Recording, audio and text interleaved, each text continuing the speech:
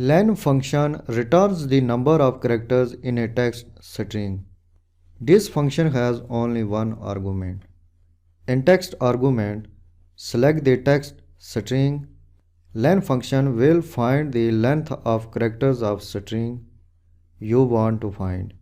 It counts spaces, commas, and hyphens as characters. Click cancel. Active this cell. Click text arrow button. Click LEN function. In text box, select this text string. Click OK. Function returns number of 8 characters in this cell. Verify it.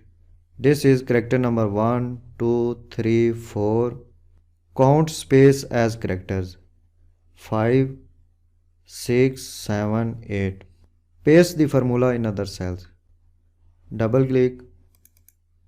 Active this cell.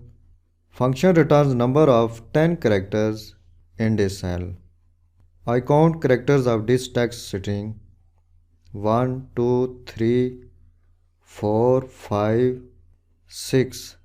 Count comma as character. 7, 8, 9, 10. Active this cell.